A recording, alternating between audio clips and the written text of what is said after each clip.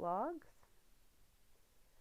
Okay, and what this video is going to be talking about is the graph of a log. So remember that if you have b to the c equals a, that is the same thing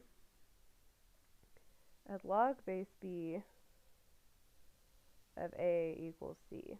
So you can kind of think about is that you're always going to start at the base and work your way around the equal sign back to the exponent. So if you want to rewrite an exponent as a log, it's log base b of a equals c. If you want to go from a log to an exponent, you go the base b raised to the c power equals a. Now, what we're going to do is that we are going to look at a exponential function. So we're going to go ahead and look at the exponential function 4 to the x. Okay, so let's go ahead and do -2, -1, 0, 1/2, 2, and, well, let's do 1 and then 2. So if I raise 4 to the -1/2, I'm going to get 1/16, 1/4, 1, 2, 4, and 16. Okay, so when I graph that over here, what that's going to look like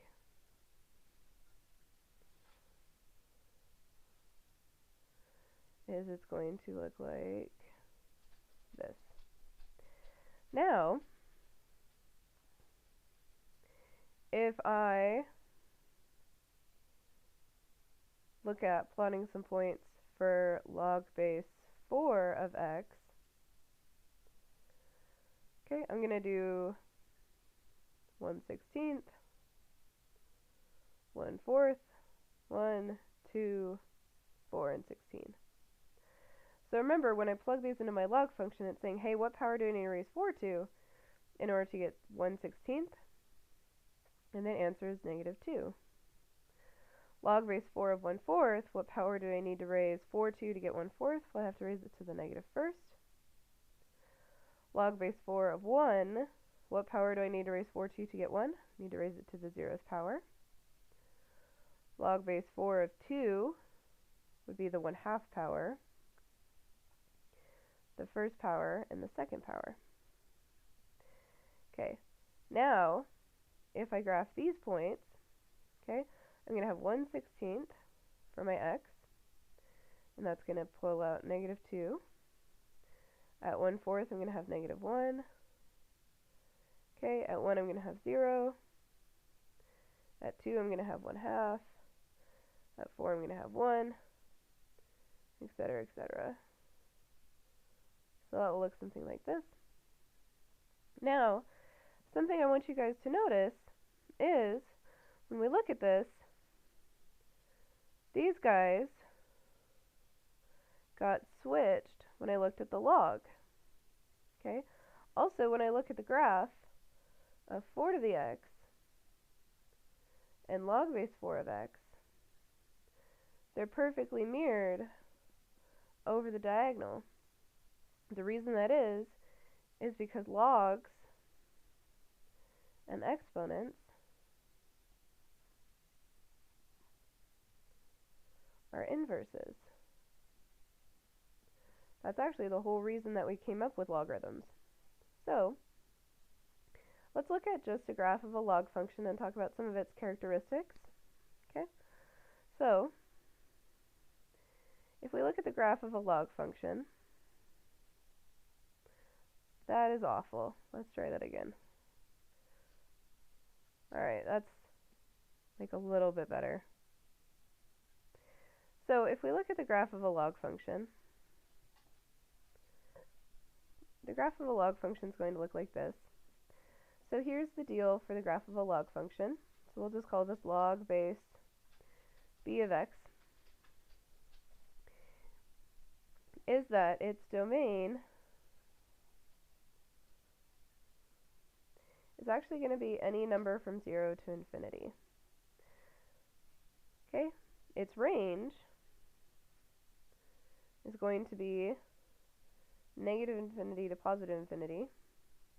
Okay, because it's going to keep going down forever and up forever, even though it goes up slowly. It's always going to be increasing. Okay, and it's also smooth and continuous.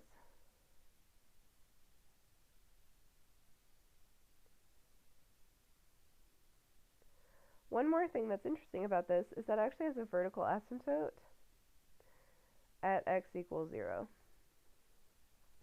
Which is interesting because if we were to look at a graph of an exponential function, okay, its domain is negative infinity to infinity, and its range is from 0 to infinity. So notice how these two got switched? It's also increasing, but as you can see from their graphs, this one increases faster and faster and faster, whereas this one starts off increasing very quickly and then kind of sputters out. It is also smooth and continuous, however, it doesn't have a vertical asymptote, it has a horizontal asymptote. So this would be the graph of b to the x. So you can see, looking at their graph or the table, they are inverses of each other. So let's work on graphing just a couple more log functions. So let's say we have the log function log base 4 of x.